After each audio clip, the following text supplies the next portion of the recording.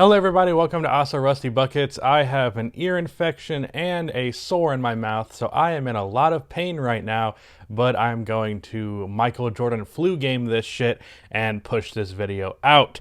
This commentary is coming 2 days after Game 3. The reason for that, the reason I couldn't do a post-game recap, is because I was at Game 3, and it's pretty difficult to do that from a hotel in Milwaukee. So I ended up going to this game. It was a lot of money. It was about $1,500 for the tickets. I'm only saying that because it's not exactly a secret that going to the finals is fucking expensive. I decided, you know what, I'm going to treat myself. Going to the finals is like something I've always dreamed of doing, and I'm in the position where I can do it. So whether or not that was actually a financially smart decision, it wasn't. I don't make enough money to just be dropping money like that just out of the blue. Regardless, I really wanted to go to the finals, and even though this game could have been better, I had a damn good time.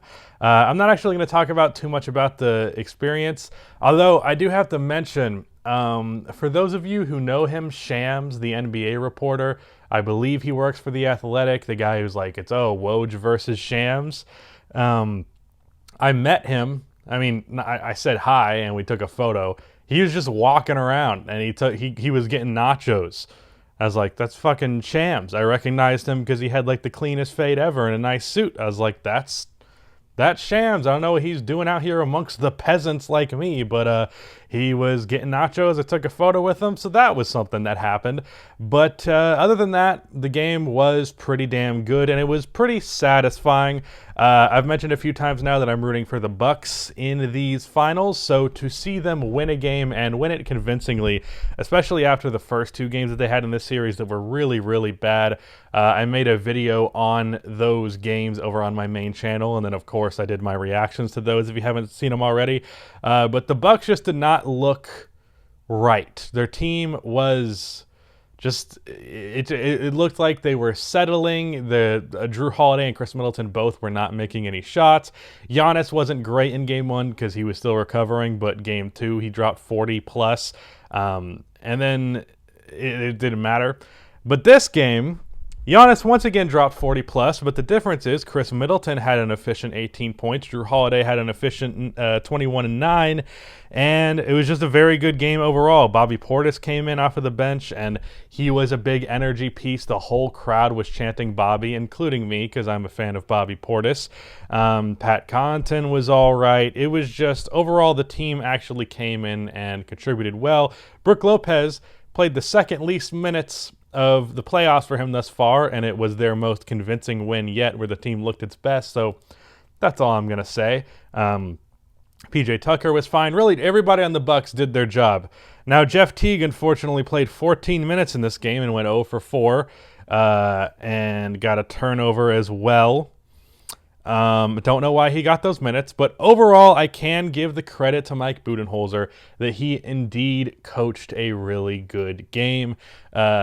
One thing that they did that was very satisfying to me is they, first of all, sought out and tried to create mismatches for Giannis, and then as soon as they did, they attacked the mismatch very well. They would make the pass into the low post pretty much immediately. Giannis got a lot of post-ups in this game.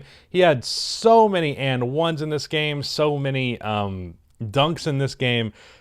He had an amazing performance. He finished with 41, 13, and 6 on 61% shooting, and I watched this man hit 13 free throws. Look at him go. 13 out of 17, 76%. That's still not the best in the world. However, by comparison to the 50% he's been shooting from the line in the playoffs, I will definitely take that. So, very good game from Giannis. Good game from the pieces around them. So that's really why they won this game. But what helped as well is that the Suns did not look particularly great. Chris Paul, I believe he started this game off like 5 for 5 from mid-range, including some difficult ones. I got to tell you, a Chris Paul mid-range shot is one of my favorite shots in basketball. So seeing that live was very, very cool. It was just fun to see that that's like, oh, yeah, I don't know what I'm going with this. It was cool to see something like that actually live. as basketball is much more fun to watch live. But Chris Paul, he ended up having a pretty good game, though he didn't exactly dominate in the way that he did, especially game 1, I think was the game that he was ridiculous, or was it game 2? I can't remember. I know one of the games he had like 30 plus on incredible efficiency. So he was good this game, but he wasn't like outstanding. Jay Crowder was amazing, and typically when Jay Crowder has a good game, the Suns win. Like, I actually think I saw a stat, and this could be bullshit, but I think I saw a stat that was like every game that Crowder has 10 plus points, the Suns have won. He had 18 today, and they lost. So I guess that really comes from the fact that Devin Booker didn't play well. He finished with 10 points on 3 for 14.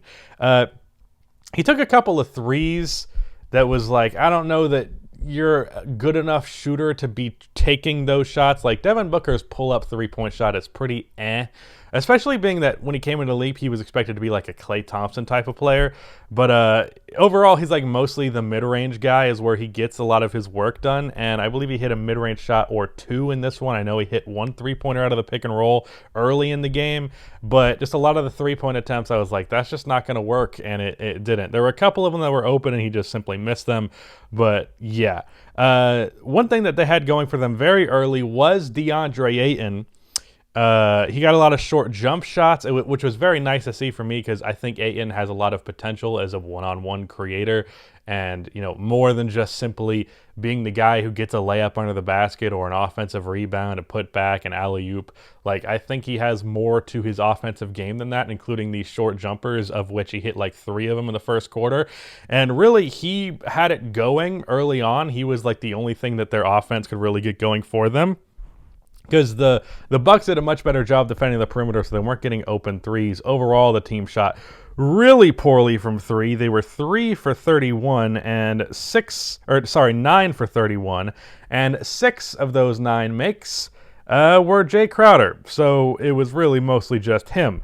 But Deandre Ayton was their source of offense early on. However, because of Giannis's dominance in the paint, he got into foul trouble rather early. Ayton ended up only playing 24 minutes in this game as a result. So yeah, foul trouble ended up being what really held them back. This resulted in 14 Frank Kaminsky minutes, which were almost all disastrous. As soon as I saw him sub into the game, I was like, Giannis has just got to run at the basket every time. And honestly, they weren't as aggressive as I think they should have been, knowing that Kaminsky was out there. But at the end of the day, Frank was a solid -12 in the plus minus. So that was, he definitely wasn't a positive. He needs to play like 0 minutes, and because DeAndre Ayton was in foul trouble, he had to play quite a bit. Honestly, their rookie, I don't even remember what his first name is, Jalen Smith. I might honestly play him more than Frank, because I believe Jalen, I don't know much about him. I believe he's some sort of defensive guy. I feel like he'd be better than Frank the Tank at least. Cameron Johnson, of course, he had that crazy dunk. I wasn't even, like, I was sitting down. I was, like, only kind of looking at the court. I was looking down, and then I was like, wait a minute.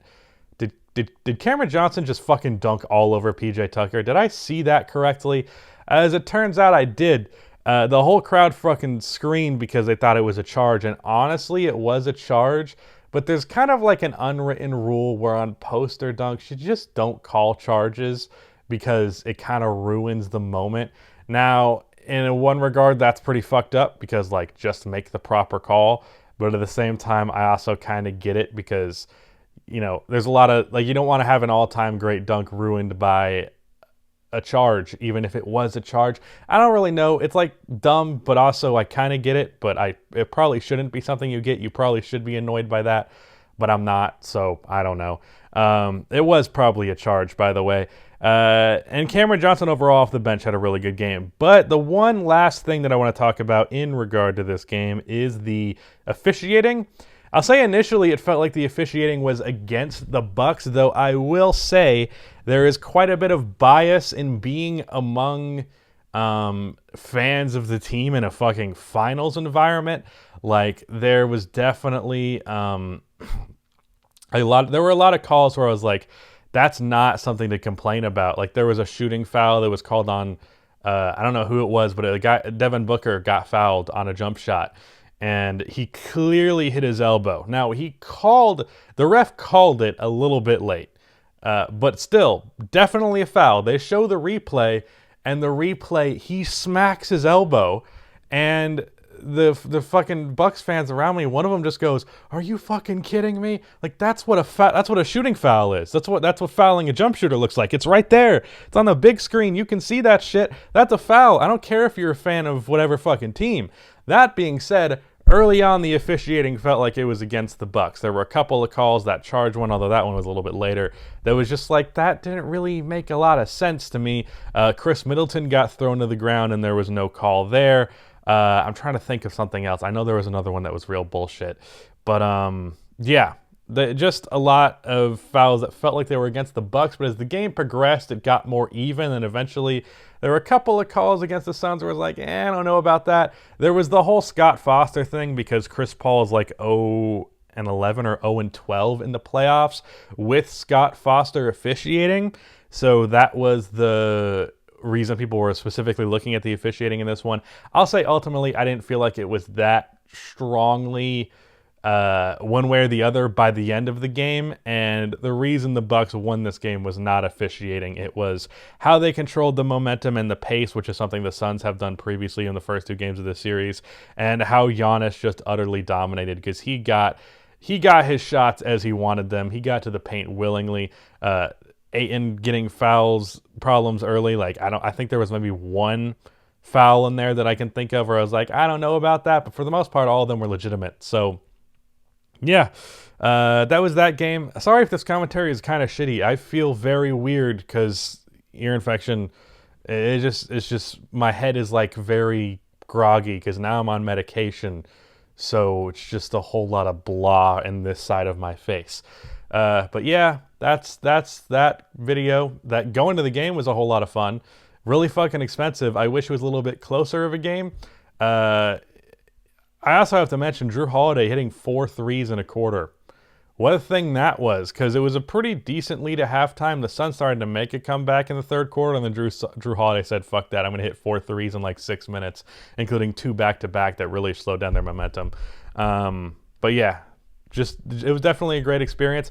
I don't have as much to say as I did after the Bucks and Nets game, because while it was the finals, I had a lot to say with the Bucks-Nets game because that was my first time experiencing a playoff environment, whereas this was more so I've experienced the environment before. It was just a little bit heightened, and of course, it's the finals, not the second round.